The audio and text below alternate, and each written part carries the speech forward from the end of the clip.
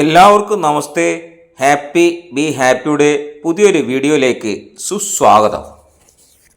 ഉത്തര കേരളത്തിലെ ദക്ഷിണ കാശി എന്നറിയപ്പെടുന്ന ശ്രീ കൊട്ടിയൂർ ദക്ഷയാഗം നടന്ന പുണ്യഭൂമിയാണ്. ഭക്തജന സഹസ്രങ്ങളുടെ വിശുദ്ധ മനസ്സുകളിൽ ഭക്തി സായുജ്യമുണ്ടാക്കുന്ന കൈലാസനാഥനായ കൊട്ടിയൂർ പെരുമാളിൻ്റെ സന്നിധാനം. ആദിവ്യാധികളും തീരാ ദുരിതങ്ങളും പേറി വലയുന്ന ഭക്തമാനസങ്ങൾക്ക് ശാശ്വത സമാധാനവും സുഖാനുഭൂതിയുമേകുന്ന യാഗഭൂമിയാണ് കൊട്ടിയൂർ. യാഗസമാനമായ അനുഷ്ഠാന കർമ്മങ്ങൾ നടക്കുന്ന വൈശാഖ മഹോത്സവം, ശ്രീ കൈലാസ സമാനമായ പ്രകൃതി രമണീയമായ മലമടക്കുകളാൽ ചുറ്റപ്പെട്ട പ്രദേശം, പുണ്യവാഹിനിയായ മാവലിപ്പുഴ, സ്വയംഭൂ ചൈതന്യമായി മരുവുന്ന മഹാദേവൻ കുടിയിരിക്കുന്ന തിരുവഞ്ചിറയിലെ മണിത്തറ, ശക്തി ചൈതന്യമായ ശ്രീ പാർവതി അനുഗ്രഹം ചൊരിയുന്ന അമ്മാറക്കൽ തറ. കൊട്ടിയൂരപ്പൻ്റെ ഐതിഹ്യവും ക്ഷേത്രോത്ഭവ ചരിത്രവും ഭക്തരുടെ മനസ്സിൽ തലമുറകളായി പകർന്നു വന്ന് ചിരപ്രതിഷ്ഠ നേടിയ പുരാവൃത്തം തന്നെയാണ്. ദക്ഷയാഗ ചരിത്രത്തെ ആധാരമാക്കിയുള്ള ഒരു ഐതിഹ്യമാണ് ശ്രീ കൊട്ടിയൂർ ക്ഷേത്രോത്ഭവത്തെക്കുറിച്ച് പറയുന്നത്. ഈ മഹാക്ഷേത്ര സങ്കേതവും ഉത്സവ ചടങ്ങുകളും ഭൂമിശാസ്ത്രപരമായ പ്രത്യേകതകളും പരിസര പ്രദേശങ്ങളിലെ സ്ഥലനാമ പുരാണങ്ങളുമെല്ലാം വെച്ച് നോക്കുമ്പോൾ ദക്ഷപ്രജാപതി യാഗം നടത്തിയ പുണ്യഭൂമിയാണിതെന്ന് കേവല നിരീക്ഷണത്തിൽ തന്നെ പറയാവുന്ന കാര്യമാണ്. ബ്രഹ്മാവിൻ്റെ വലത്തെ പാദത്തിലെ പെരുവിരലിൽ നിന്നും ജന്മം കൊണ്ട പുത്രനാണ് ദക്ഷൻ.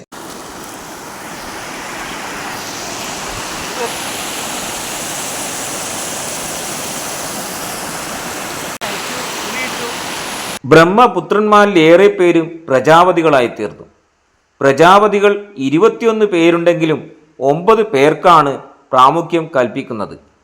അവരിൽ പ്രമുഖ സ്ഥാനം ഉള്ളവരിലൊരാളാണ് ദക്ഷ പ്രജാപതി. ബ്രഹ്മദേവന്റെ ഇടതുപാദത്തിലെ പെരുവിരലിൽ നിന്ന് ജനിച്ച പ്രസൂതിയെ ദക്ഷൻ വിവാഹം കഴിച്ചു. ദക്ഷന് പ്രസൂതിയിൽ 53 പുത്രിമാർ ജനിച്ചു. ദക്ഷനെ വധിക്കാൻ വീരഭദ്രനും കൂട്ടരും പോകുന്ന കഥ ഇദ്ദേഹത്തിൽ നിന്നും കേൾക്കാം.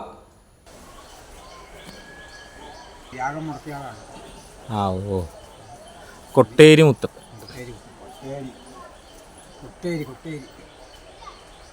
ശരി. ഇന്നാണ് ദക്ഷിണ വധിക്കാൻ വേണ്ടി പോകുന്ന ദിവസം. അത് ശരി. ആ 1 മണി അല്ലേ?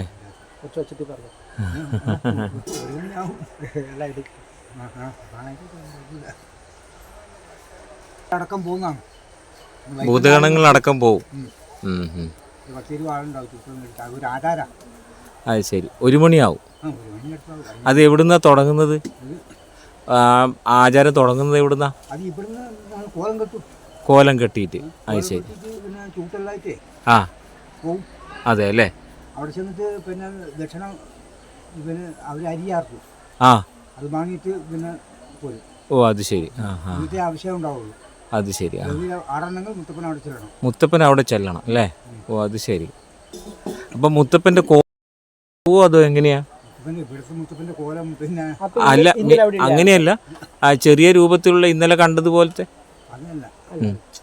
അങ്ങനെയല്ല അല്ലേ? ആ ആ അത് ശരി. ആ ഹാ ഹാ 500 അല്ലേ? ആ ഹാ.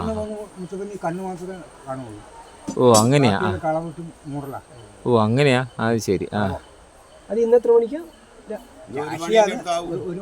1 മണിയാവും. ആ ആ ആ അത് ശരി.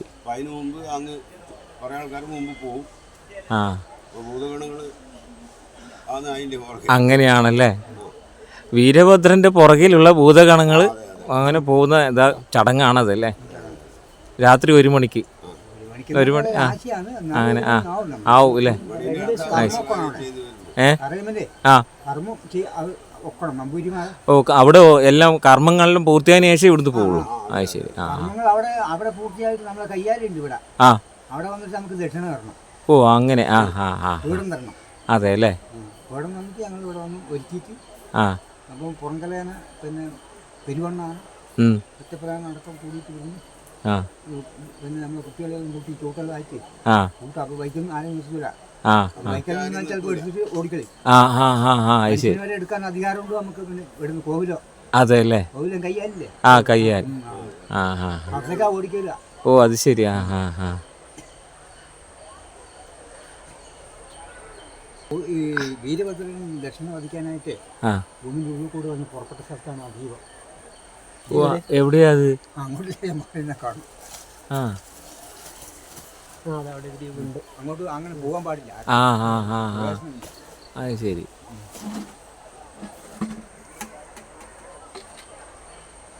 ഓ ദീപ ആ അവിടെ നിന്ന് കാണുന്നുണ്ട് അല്ലേ. ആ ആ ആ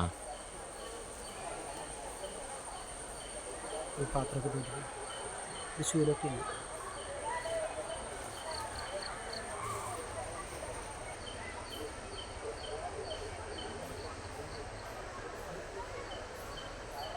അത് ഞങ്ങൾ പോകുന്നവരെ ഉണ്ടാവും. അതെയാ. 18-ാം തീയതി നമ്മൾ പോകുള്ളൂ. ആ ആ ദീപം. ആ 17 കലശാടും 18-ാം തീയതി നമ്മൾ പോകും. അവരെല്ലാം പോയിട്ട് നമ്മൾ പോകും.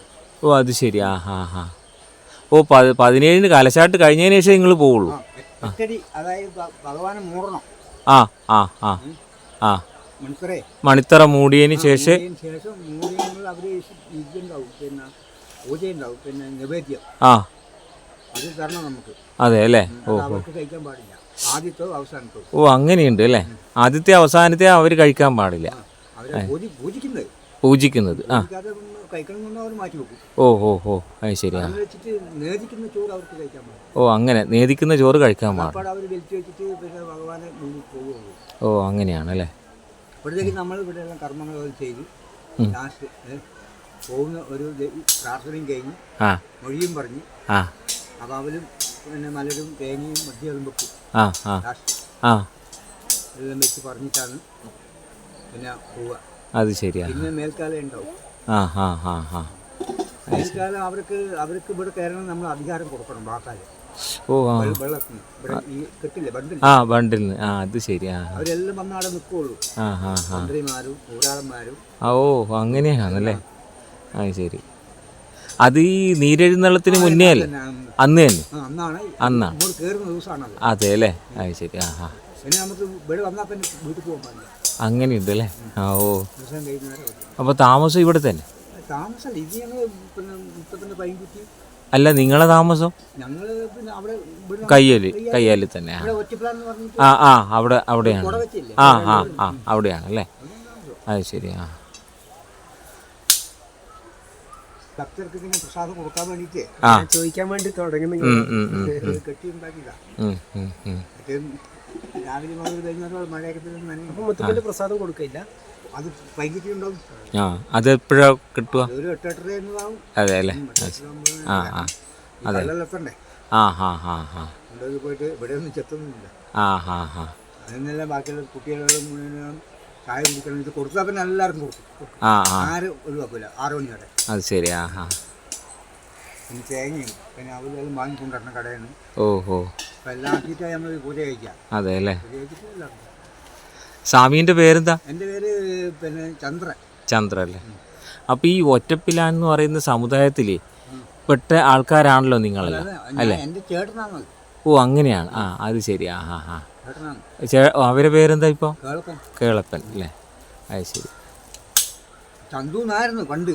ആ ആ ആ നമ്മളൊരു 5-6 ക്ലാസ് പോയി സ്കൂൾ പോയിന്. അത് ശരി. ആ അവിടെ ചെന്നപ്പോൾ അത് ചന്ദ്രനാണ്. അത് ശരി. ആ ആ അത് ശരി. ആ കുറച്ച് സമുദായക്കാരാണ്. അതെ അല്ലേ. ആ അല്ല നിങ്ങളാണല്ലോ ആദ്യം ഇത് ഇതിൻ്റെ പിന്നെ നമ്മളെ ആൾക്കാർ നായാട്ടിന് ചെല്ലുമ്പോഴാണ് ഈ ശിവലിംഗം കാണുന്നത്. അവർക്ക് അക്ഷരാഭ്യാസം ഒന്നും ഇല്ല. അതെ അതെ വിദ്യാഭ്യാസം ഇല്ലാത്ത നായാട്ടിന് പോകുന്നല്ലേ. അതെ അതെ അതെ. ഇത് കണ്ടിട്ട് പിന്നെ അമ്പണിച്ച് അന്നേരം ചോര വന്നു. പിന്നെ തിരിഞ്ഞിരുന്ന് കാണിച്ചപ്പോൾ പാല് വന്നു. പാൽ പൊതുവായിട്ടാണ് പിന്നെ ഇതെടുത്തിട്ട് പോരുവാണ് കാട്ടുന്നു. അത് ശരി. അപ്പൊ ഇവിടെ വരുമ്പോഴാണ് ഈ സാധനം ഇതിലെ വീട് വരും. പിന്നെ എടുത്തുകൂടാ. ആ അങ്ങനെയാ അല്ലേ? ആ ആ. കൃഷ്ണ എടുത്തോടെ ആന വന്നിട്ട് കുത്തിയിട്ട് അന്വേഷിക്കുക. ഓ അങ്ങനെയാ, അത് ശരി. അന്ന് രാജഭരണം ഉള്ള സമയം. അത് ശരി. അപ്പം അങ്ങനെയാണ് പ്രശ്നം. കൃഷ്ണഗതിയിലാണ് ഇതെല്ലാം ഇവിടുത്തെ കർമ്മങ്ങൾ തെളിയുന്നത്. നമുക്ക് ജ്യോതിഷന്മാരെല്ലാം ഭയങ്കര കഴിവുള്ള ആൾക്കാരാണ്. അതെ. ആ ആ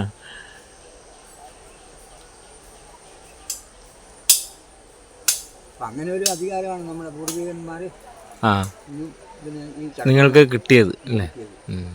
അപ്പം നിങ്ങളിപ്പോൾ എത്ര വർഷമായി ഇങ്ങനെ ഇത് ഞങ്ങൾ നാട്ടിൽ കൂടിയായിട്ട് ഒരു 18-ാമത്തെ വർഷം. 18ാമത്തെ വർഷം. അത് ശരി. തലമുറ എന്ന് വെച്ചാൽ ഇത് മരുവക്കത്തായത്തിലാണ്. ഓ അങ്ങനെയാ, അത് ശരി. ആ മക്കത്തായത്തിലേക്ക് പോകില്ല. അതെ അല്ലേ? പിന്നെ ഇപ്പോൾ കുറേ ആൾക്കാർക്ക് മക്കത്തായുണ്ട്, ആ നമുക്കൊന്നും അത് ഉണ്ടാവില്ല. അതെ അല്ലേ? അത് ശരി. അതായത് മനങ്ങാടൻ സമുദായം എന്ന് പറയുന്ന ഒരു അവരാണ് നമ്മൾ. ആ ഹാ ഹാ. ബാക്കിയുള്ള ഒരുപാട് സമുദായക്കാരുണ്ട്, അവർക്കൊന്നും അത് ശരി. ആ ആ.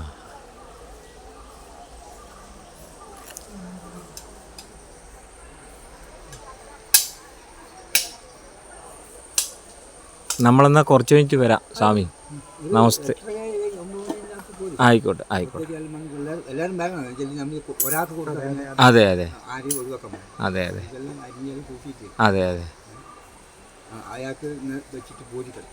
അതെ അല്ലേ? അത് സാധനക്കീരി കൊണ്ട് വെച്ചാൽ അത് വെറുതെ കടയിൽ വാങ്ങിക്കൊണ്ടു വാരി കൊടുക്കുന്നത് കൊടുത്താൽ അത് പറ്റൂലല്ലോ, പറ്റൂലല്ലോ. അപ്പം ഈ ആദ്യം അവർക്ക് വെച്ച് മാറ്റി കൊടുക്കും.